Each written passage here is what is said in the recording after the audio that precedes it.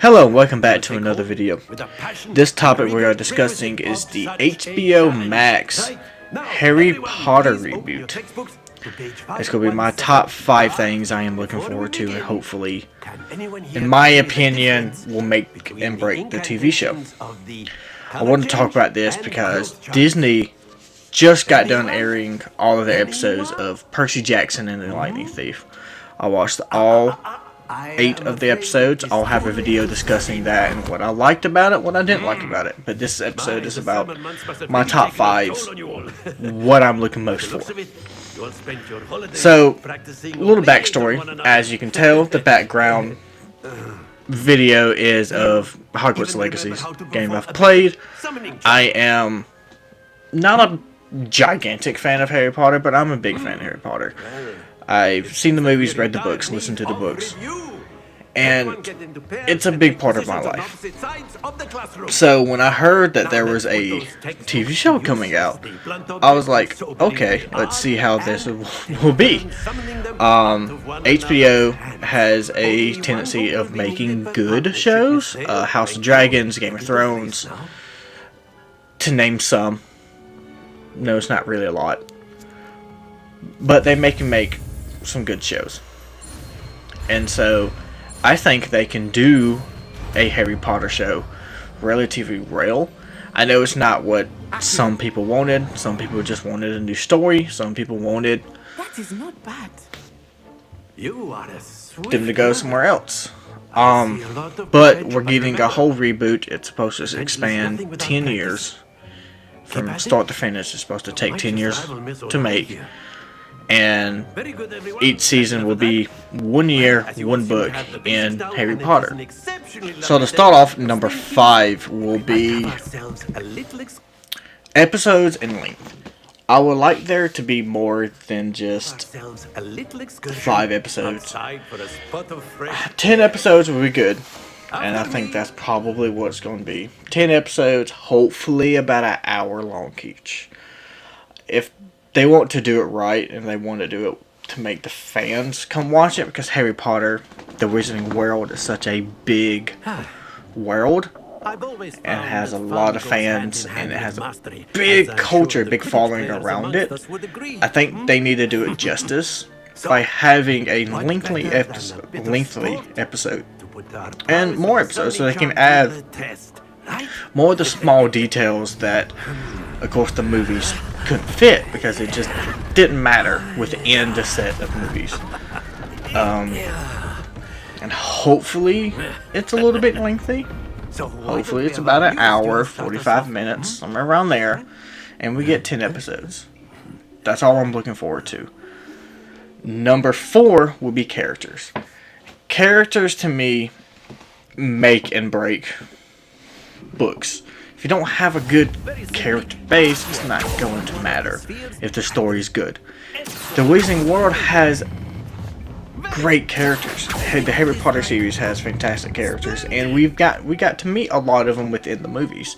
But there are some characters we didn't meet in the movies. One of my favorite characters is Peeves. He is a person that is in every single book.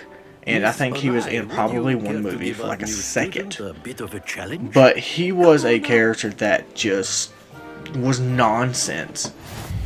He just brought chaos and stuff to the students' lives and the teachers' lives. And it was great. Reading it and listening to the audiobooks of just Peeves just being Peeves was great. And I wish they can show that. And along with Peeves, I would like the other ghost.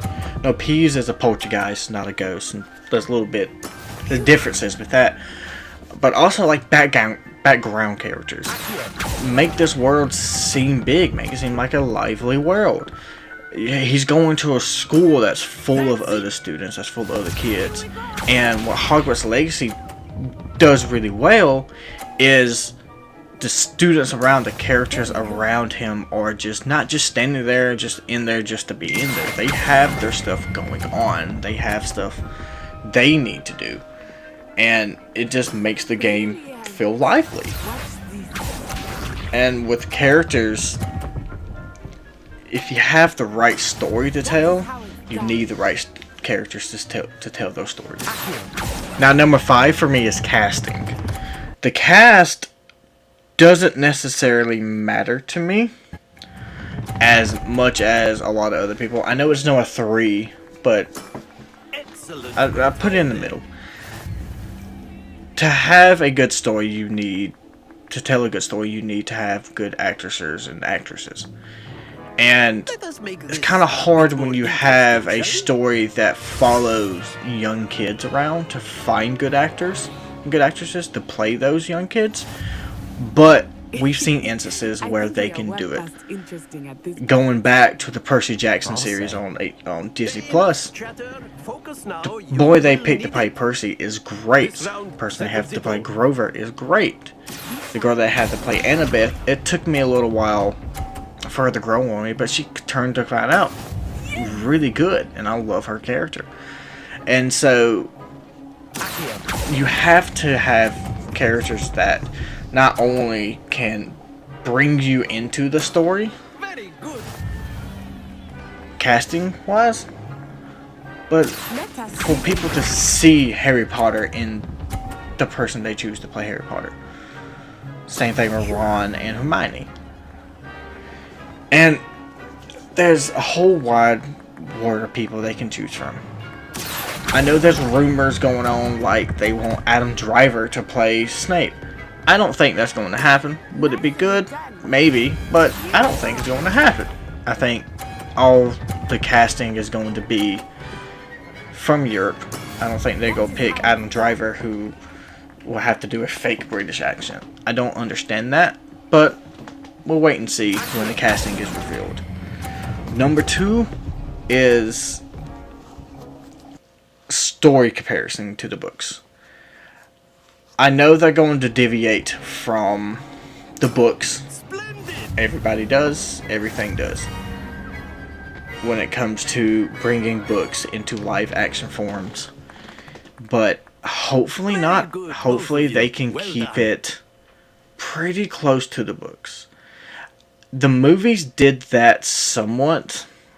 Towards the end, it kind of felt a little bit rushed. Like Deathly Hallows Part 1, Part 2, the movies, it felt rushed rewatching them now after reading the books. There was a whole bunch of stuff that they missed, a whole bunch of stuff that they changed. Particularly, they changed the final battle with Harry. The way the books did, they were inside the Great Hall, and they were just walking around in circles, and they were monologuing to each other. Mainly Harry was pretty much telling Voldemort, hey, you still don't understand it. You still are not getting what's going on here, and that's what's going to cause you to lose because you are still not understanding you're not the biggest guy in the room. You're not the smartest guy in the room. And in the movie, that wasn't it. They were just outside of the Great Hall, and they just fought. And with you. Shot spells, it connected. It was a cool visual aspect of it, but it wasn't Until next time. how the books ended. The fight, anyways. A word, if you would. When I first saw it, I was like, wow, that was pretty cool. And that made me want to go read the books, but when I finally got to the very last battle, I was like, huh, I felt kind of let down in a way, but it was still good. I still love the movies. Now, my number 1 that I want, I feel like if they can do this, no matter what, it's going to be a good show. And that's the atmosphere of the world.